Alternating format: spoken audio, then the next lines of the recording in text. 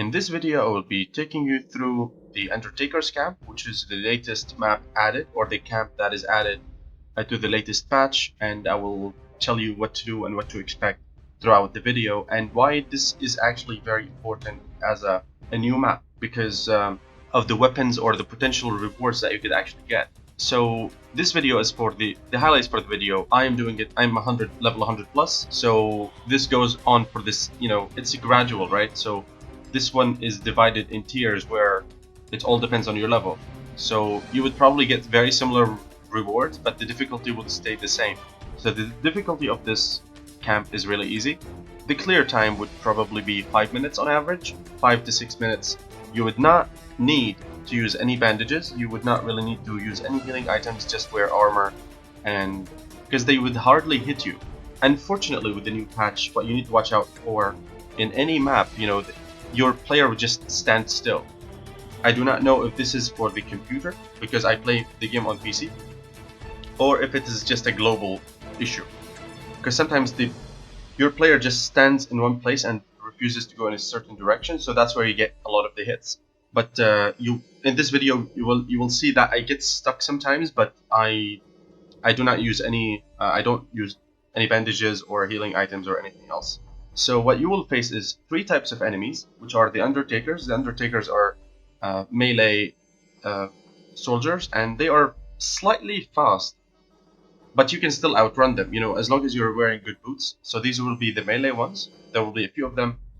You kill them, then you move on to the Samedi hero. The Samedi hero is just an Undertaker, but actually has a ranged weapon.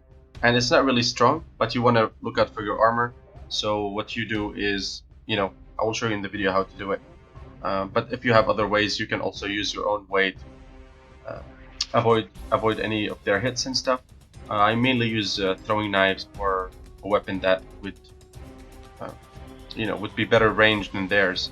And the last one is the Samedi Valet, which is a monster, he's the boss, but he is like 8,000 plus HP, I think, and he's quite easy to kill as long as you have a ranged weapon. Of course, the better the weapon you have, the faster you kill him, if you don't have a great weapon. So you could just really take your time to kill him, as long as you're running and he's not hitting you, because I'm not sure how much damage he does because he didn't hit me. But this is very important for the following reasons.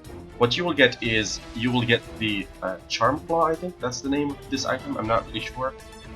This one is very important to trade into the warehouse for chests that could have legendary armor. I think that's where the chest that would have Kilm's legendary armor. And then you will have the new healing items that you'd also need to use in the warehouse, which could remove all the deep wound effect and the slow and frost effect that you have, because if you are slowed in the warehouse, you are dead. And another thing worth noticing is getting armor kits to upgrade your armor or fix it. You can just quick fix it or do something like that. This is a new system. I have not been online for a while, so this actually is I'm gonna have to make a new video about this. And the last one is where you get the acid items. You get all the acid weaponry and stuff. You get a grenade maybe for acid. The significance for this is, why this is important, is because in the warehouse is where all the loot is right now in this new patch. However, there are many monsters that are weak against toxins, the toxic weapons. This is where you get. So these toxin weapons are very effective against like Stomper, I think, and I think against the Carnifex. I'm not really sure, but I need to check, but I am pretty confident that you can use this into the warehouse.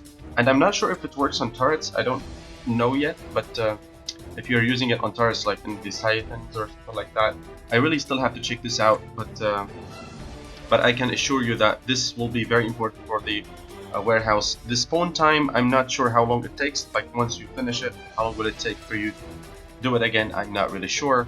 But let's head into the video, and I hope you enjoy. Okay, so this is a playback of my video, actually. So I was just checking out what you could get inside this. So like if you see on the top, you could see take the bow and the machete. by these, but what that means is you can get the bow and the machete that they have toxins, like they have a toxic effect, which will be doing damage over time. And you know, whether you want to ride your bike or not ride your bike, it all really depends. But the argument here is, some people would be like, oh, I can do it so easily, you know, I can do this dungeon or this camp so easily, I can do it naked and stuff like that. Yeah, good for you. But the thing is, I am showing also for new players. What you would need to understand with this is that, do you want more, do you want to like collect healing items? Do you want to collect, what is it that you actually want to do? Do you want to keep your armor? Do you want to keep your weapons? That's where the argument is. So you always have, there's always a trade-in. There's no way in between, I don't think. Always use the bushes if you can, you know, just to get like one hit and stuff like that. And I'm actually using good weapons, because why not? Like, you know, you will always make more weapons unless you're going into the warehouse. That's where you're going to spend a lot of them, so you have to be prepared. And as you can see, a lot of these like there's no resistance for these.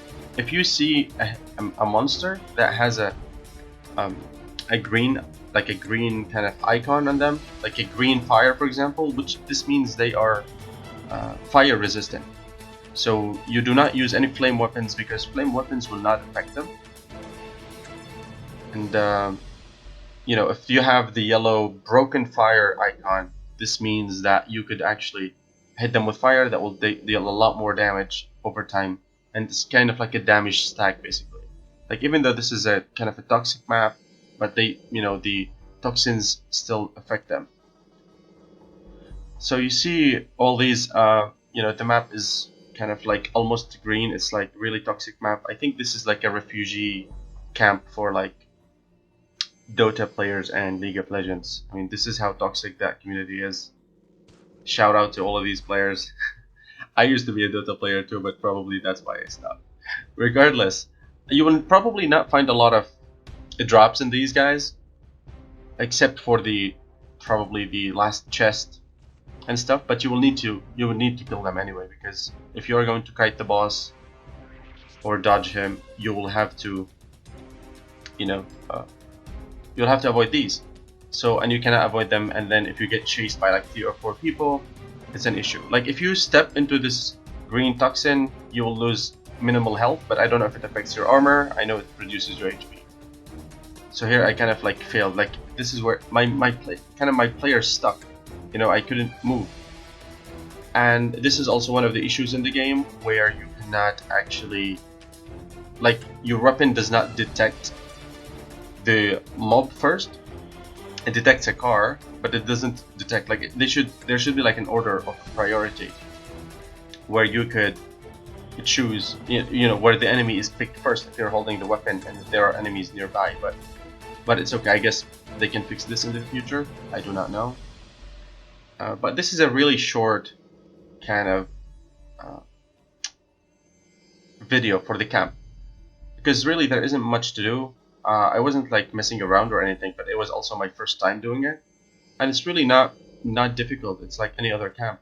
It's like the bandit camp, but the bandit camp is actually more difficult because they all rush at you when you open the swag chest. So unfortunately, these monsters do not drop anything of significance, which is not really good, because usually you would get like throwing knives or bandages, or even, you know, rags would be useful. But these guys just literally have nothing. They're just like a waste of space. But if that's what you think you would be able to do, if you can just kill the monster, like kill the boss straight away into the house, and you don't want to get any monsters to chase you, then good for you. The spawn time is, like I said, I really do not know what the spawn time is. It may take some time. So this is probably, was this the last hero? I think this is the last hero. Then the boss is really easy to kill. So his name is Samedi Valley, and he's a melee kind of boss. Like, you can use any weapons on him, obviously, because you can see like they don't have any resistance to anything. So you could use anything. And unfortunately, they do not have any weaknesses. So they, you know, whatever weapon you're using, you would still use it. I would not recommend you using any like of the flame weapons because you need them in the warehouse. Like for me, I was just messing around and everything really. Probably this map would be upgraded in the future, considering the unbuilt altar and other things. So, and also, yeah, one more tip on this. This is what I found, that if you actually run far away from him, he would lose.